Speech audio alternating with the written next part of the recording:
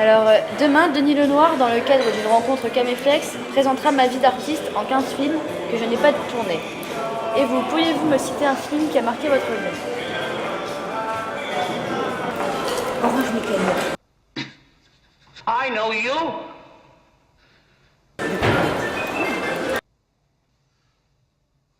Hancock. Souris. Un film avec Patron, je crois, si je ne me trompe pas. Ah, tu vois, les hommes, ils ont bien fait la vie, hein. Dans un village, il y a de la place pour tout le monde, même pour l'idiot. Là.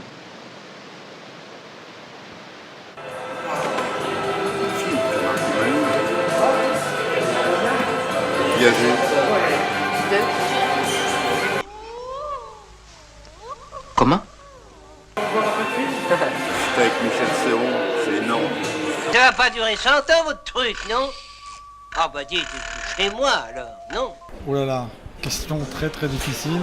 Je dirais Le Bon, la Brute et le Truand.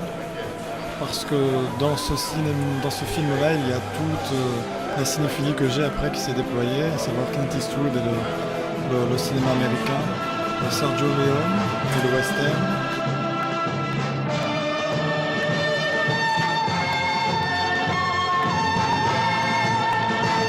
Et la conscience politique aussi, parce qu'on oublie très souvent que dans Le Bon, la Brute et le Truand, derrière le grand western que c'est, il y a la guerre qui s'installe petit à petit.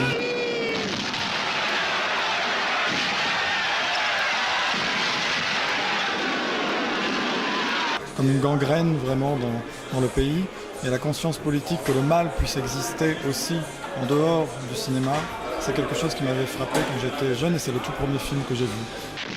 J'ai beaucoup aimé Little Big Man. Dogville, un film de Lars von Trier. Titanic, j'ai bien aimé. Le locataire de Roman Polanski. Le cercle des poètes disparus. Alors Reservoir Dogs de Tarantino. Coup de torchon. Les tontons flingueurs. Ah, faut reconnaître. C'est du brutal. J'irais plutôt sur un autre film plus ancien. Écoutez. De John Ford, un film qui s'appelle Les raisins de la colère, qui est l'adaptation du roman de Steinbeck, et qui réussit de manière très forte le passage du livre au cinéma. Celui qui m'aurait jamais dit que je devrais me cacher sur ma propre terre.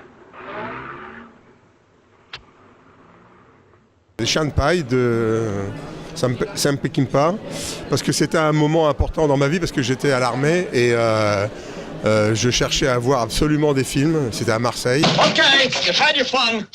Et ce film-là a produit sur moi une très très belle émotion, à la fois par la violence, par la sensualité qu'il y avait dans ce film.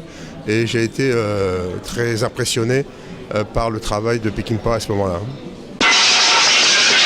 Et je dirais un marqueur de Federico Fellini. Pourquoi? Parce que Fellini est un de mes cinéastes préférés.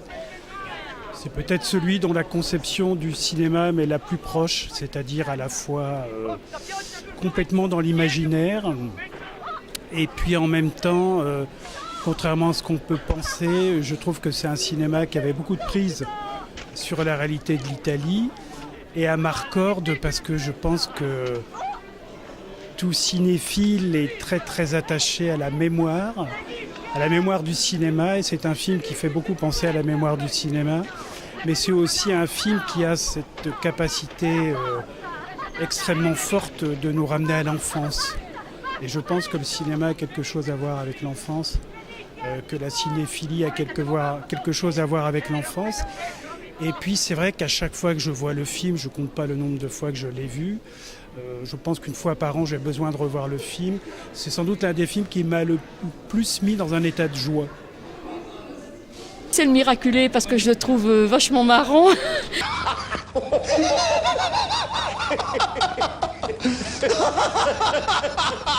C'est une parodie des miracles, mais c'est tellement rigolo d'un bout à l'autre que c'est celui que j'aime bien.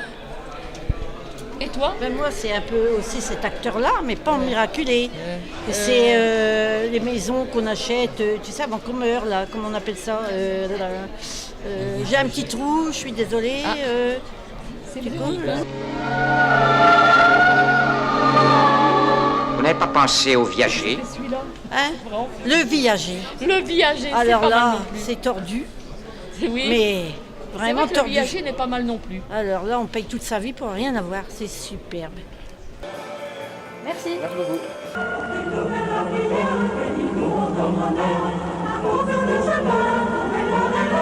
Comment, Seigneur? Ce film va sortir.